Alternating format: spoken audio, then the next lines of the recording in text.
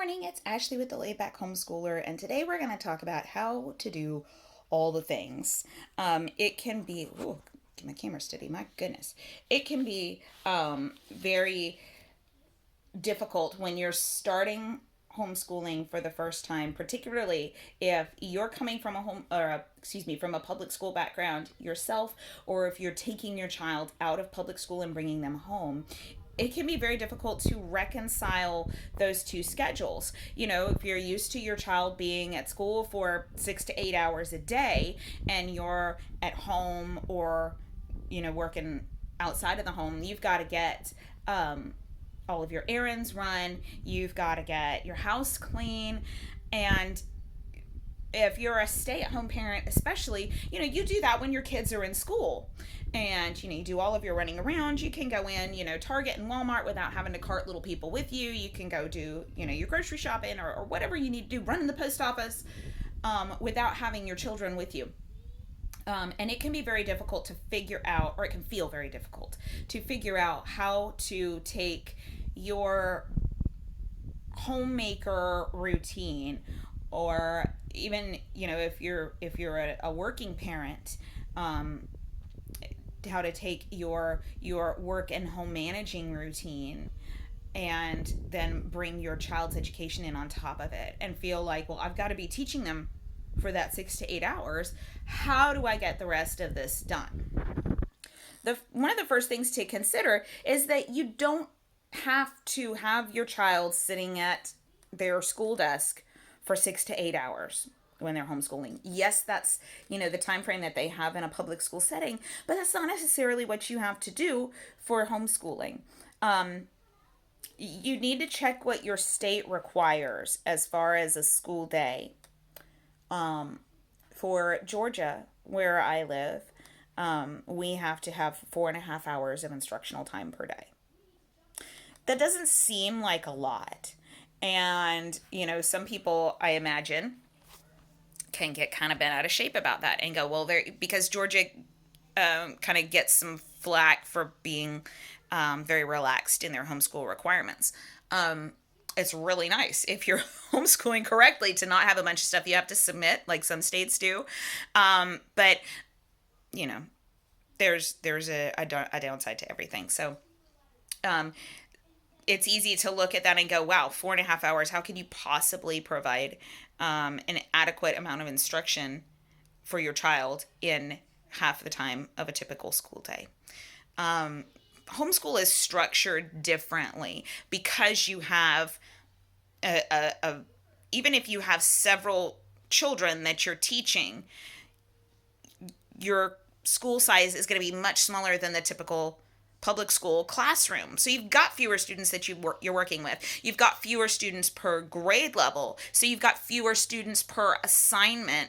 So your school day doesn't take as much of that time. So bear that in mind. If the thought of meshing a school schedule with a typical, parent life schedule is freaking you out, know that the time requirements aren't the same. The second thing to keep in mind is all of the things that you go out and do, the things like your errands that you have to leave the house to execute. Those are educational opportunities, and they're not to be discounted.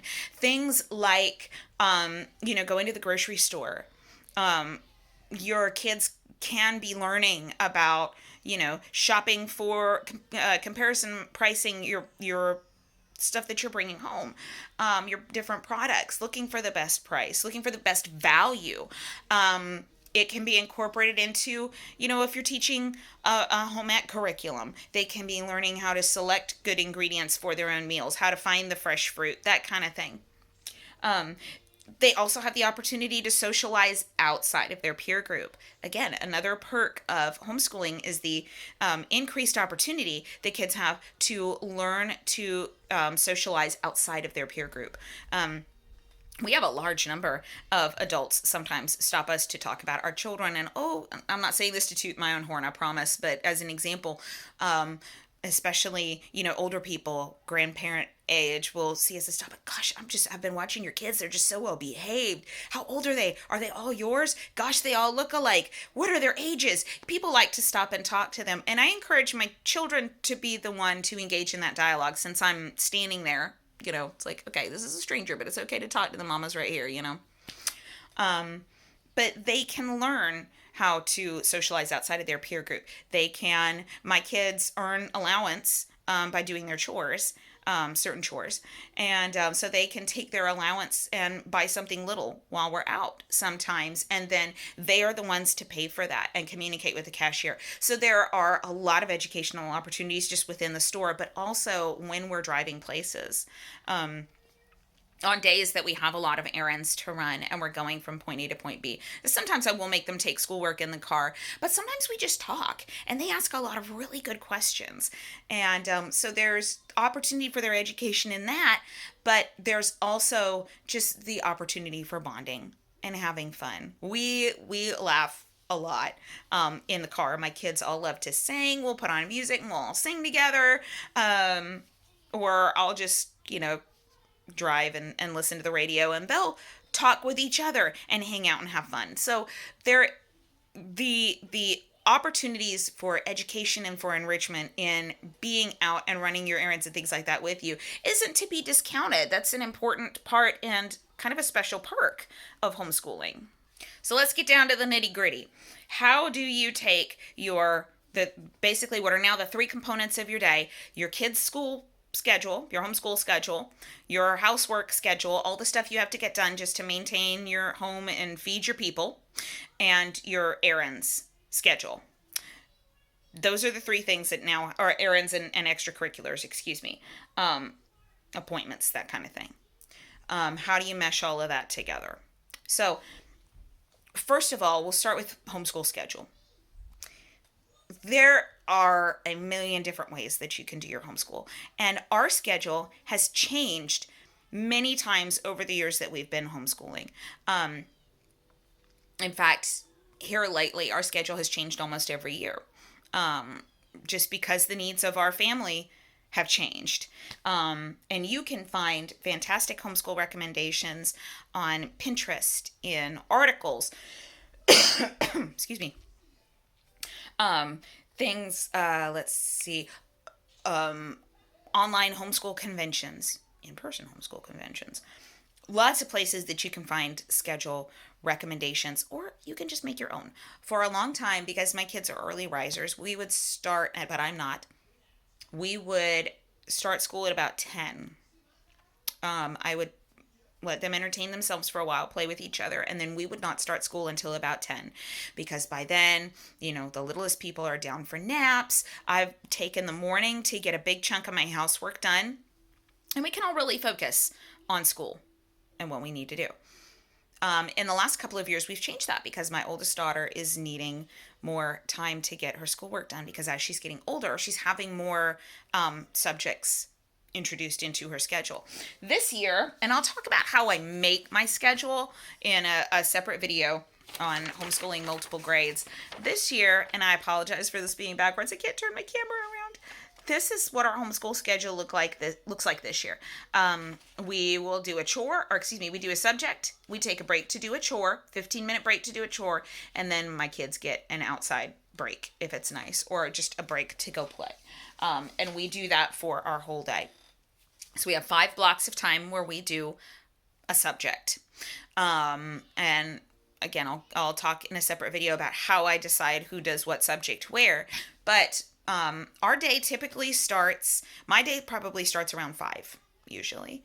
I don't like being up that early, but I got to have my coffee before people start waking up. And the baby wakes up pretty early. So this morning he was up very early because he had soaked through his diaper and was laying in a puddle. So the day really started at 5 with coffee and all the other things. So I'll get up early, drink my coffee, do my Bible reading, that kind of thing before my kids get up. My girls are all older. They're all elementary age.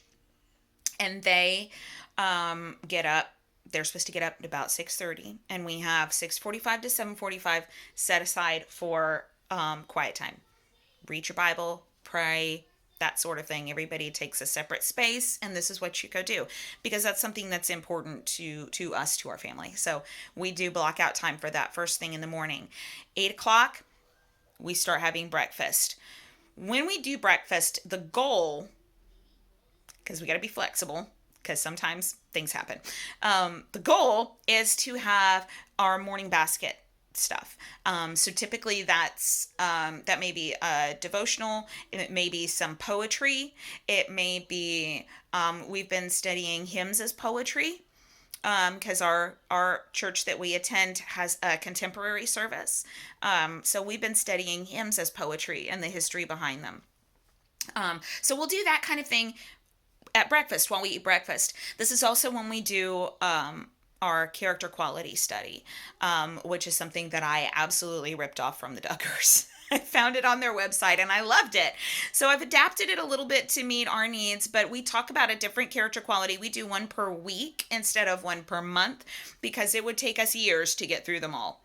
So we do one a week, and we have, a Bible verse that we memorize to go with it. But we study a different character quality that we want to integrate into our characters, for lack of a less redundant word.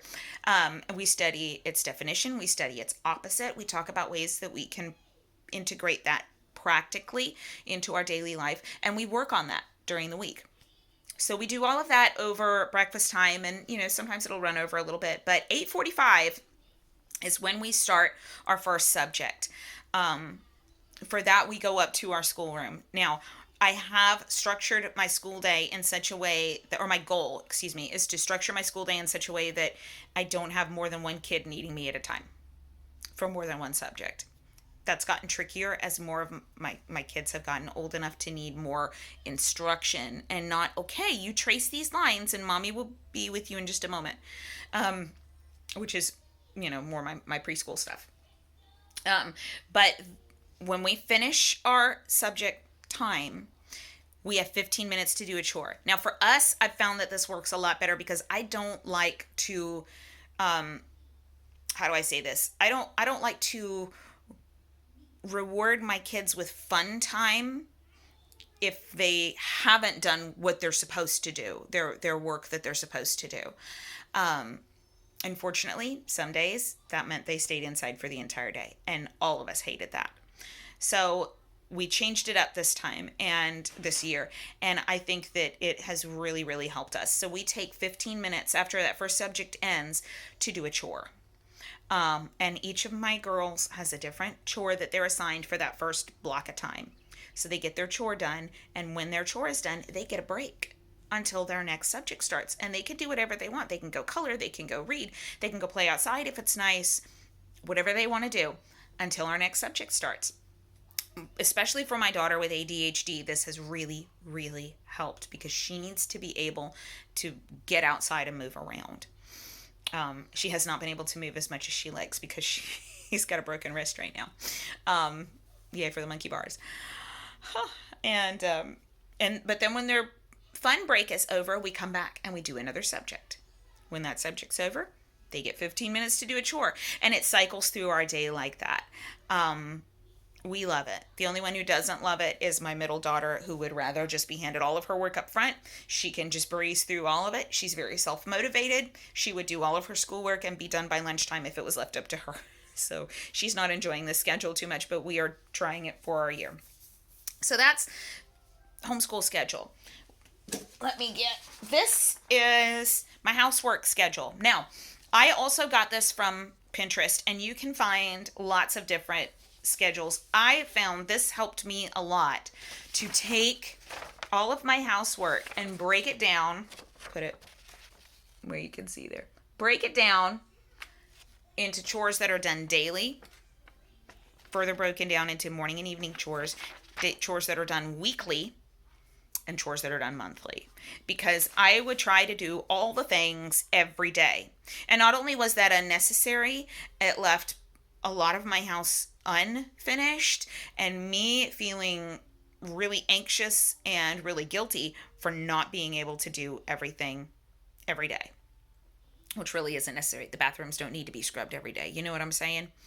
Um, Floors don't need to be vacuumed every single day. You do have to wash the dishes every day. So there was a balance there. And this particular list, I loved. It helped me so much. So this is what I try to stick to. Now, again, flexibility in all things. I do not stick to that list religiously. For example, one of the things it says is do 1 load of laundry every day to keep from being overwhelmed, right? I have 5 kids and a husband who really loves all the outdoor stuff. So we have a lot of laundry.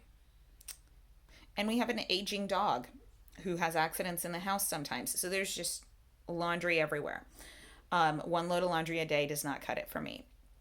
So typically I do a big laundry day twice a week and then just kind of as needed through the middle. So I do adapt that list to fit my needs, but I found one that I felt like got close to what I needed. And that's what we try to stick to. And it helps all of us. I also have my children. I've been training my girls to do different jobs. My oldest daughter is in charge of loading the dishwasher. My middle daughter unloads it. My youngest daughter has to collect the dirty laundry. She keeps their closet clean. She keeps the bathrooms tidied. Counters wiped off, trash picked up out of the floor, that kind of thing. My youngest, well, he's not my youngest either. I take that back. My youngest chore doer, my 3-year-old, he is learning how to clean up his toys and fix his bed. So we're working on some little stuff with him. But I do give my children some responsibility in that. And there are certain chores that we have that they don't get paid for, that are just part of being in a family. And then there are other things on top of that, the ones that they're learning and practicing that they do get paid for if they do them correctly. So that does take some of the burden then off of me, where I'm not having to do all of the things every day.